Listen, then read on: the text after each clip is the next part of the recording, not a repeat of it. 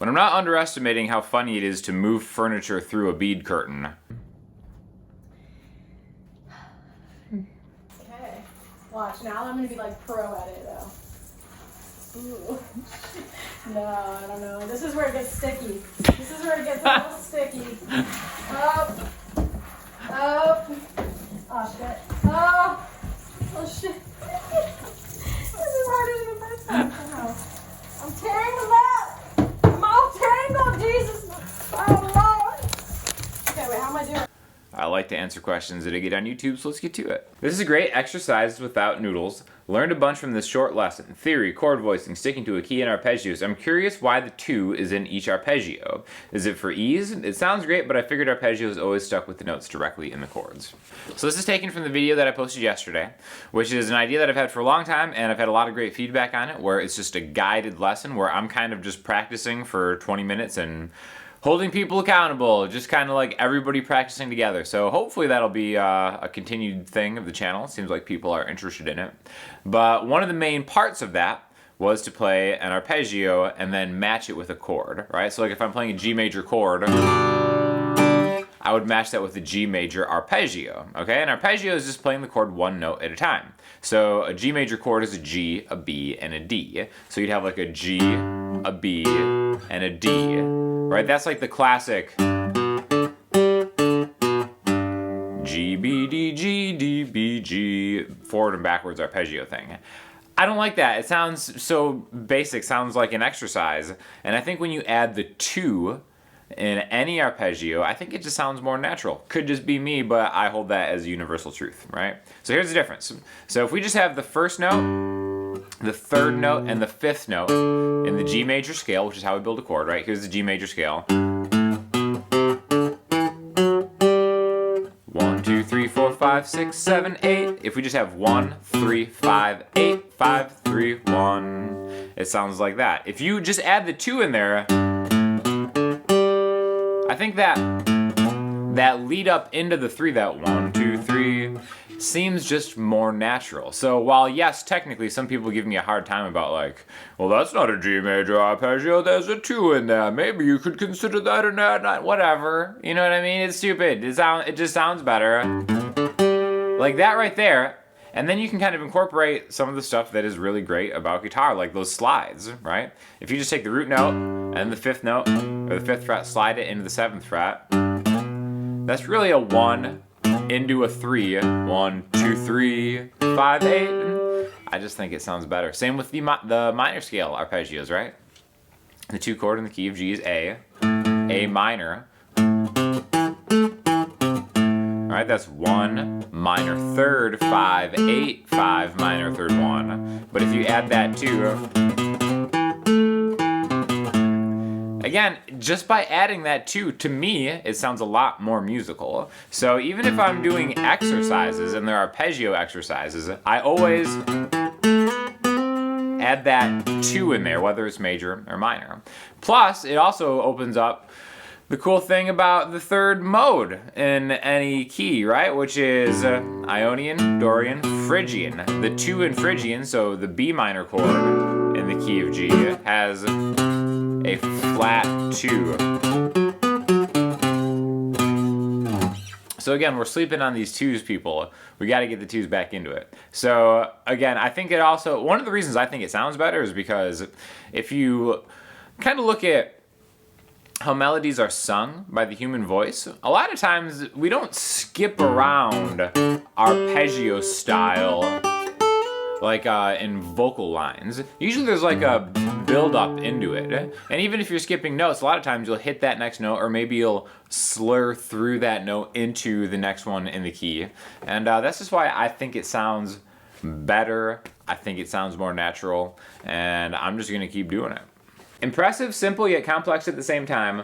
Wonderfully delivered by both. Perfect for a rainy Sunday morning. So this is on a cover of a Norah Jones song, Nightingale, that I did with Andrea. It's a really simple song. It's just A to G to D to A, but it's fingerpicked in such a beautiful way.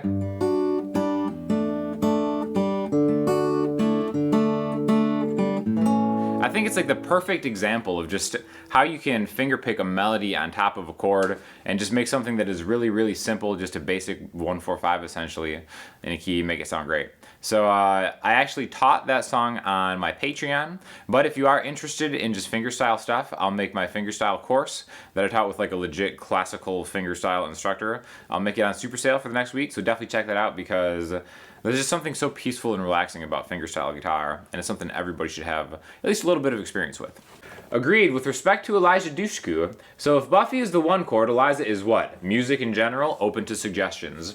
So I had a lesson last week where I ended up comparing different chords in a key to different amazingly attractive Buffy the Vampire Slayer actresses and settled on Eliza Dushku being my favorite, but I didn't have a chord for her in the key because they're already taken up by Buffy, Willow, and Cordelia. Which the great thing about that video is that video did not start off with intent to just name and compare a bunch of Buffy the Vampire Slayer characters to chords. It just kind of happened in the moment and I went with it. So that's why I was unprepared for Eliza Dushku's chord. I've been thinking about it and I think she's probably the flat 7 major chord in a key, right? So if like SMG is the beautiful 1 chord, Willow is that 4 chord, major 7, Cordelia is the 5, I think Eliza's that flat 7 major. So in the key of C she'd be a B flat major 7, and then always bring it on home. Great show, Buffy the Vampire Slayer. It's so funny. So I was definitely inspired because I saw a squirrel movie pop up on Disney Plus, and it was one of the main characters was Willow from Buffy, and I'll be damned if I didn't watch that squirrel movie. So definitely give that a shot because it's great. Sean, which Taylor are you using? Thanks. So this is the Taylor 614 Builders Edition. I love this guitar. This guitar sounds so good. It's sounding better and better with age. I've done a couple videos on this, but if you have any more questions specifically about it, I'd be happy to answer it. But just an awesome high-end guitar. Some of my favorite features, I love the cutaway of it. I love the tuners. The tuners are so classy. Just amazing guitar, and I think it just looks great. I like the finish on it, and it just is a little bit different than a lot of guitars that I see, so I love this guitar, and you would too. Too permanently giggling with no good reason, youngster Fricks. So far away from music and singing as the distance between myself and Pluto's orbit in a philium. You'd better react to some clown's pranks in a circus, dude. These comments are so funny. So, if you haven't seen it on Andrea's channel, we've been doing like reaction videos because I vowed never to do a reaction video on this channel, but they've been wildly successful, and it has brought in a whole new influx of different salty reaction comments. So I think either tomorrow or the next day, I'm just gonna release a full video just on mean reaction video comments because they're so funny. These people are so insane. I mean, like, comparing the distance from me and a musician to the distance from Pluto's orbit and a helium. So good. Easily my favorite part about the internet. An awesome idea, thanks. What lighting system do you have behind you? Yeah, so a few people have commented on what lights that I use. I have a Philips Hue setup. So basically I can kind of control the whole thing from my phone where I can just change the colors behind it. It's basically a light strip that is behind the couch, right? You can kind of see the strip right here. And then I just have it kind of set to reflect off the back of the wall. And then there's 2 other lights like this on the side. And I think it looks great. And you can change it around pretty easy enough. Some of the lights get kind of pricey, but they do interface really well. So, you know, Philips Hue, if you want to send me some more lights, I'm available. But I'm a big fan of their stuff, and I think it just makes the whole video stuff look a lot better.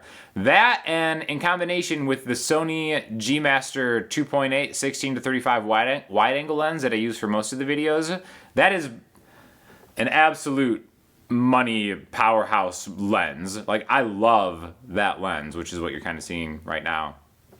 So if you guys have any, videographer questions or whatever, I guess I'm not like an expert videographer, but I have learned a lot making these YouTube videos, so any questions you have, let me know. It's true, you do sound like Steve Martin, but you look like a young Harrison Ford. Oh my! Well, thank you for the absolute greatest comment I've ever received on this channel. Flattery will get you nowhere. Listening homework this week, I'm gonna throw you to a new track by Dayglow. It's called Something. Love Dayglow. I think he just has like a lot of real just feel good. I listen to Dayglow and I just feel better about life in general. So he's got a lot of great songs. This is just the newest one. Definitely check it out if you want an uplifting little spark to your day. If you have any questions or comments, hit me up in the comment section, Instagram, Twitter, or the website. Make sure you take that Fingerstyle class because again, it is so cheap. It is so cheap. Everybody seems to love it. So yeah, let me know what you think and I'll talk to you guys soon. Thanks a lot.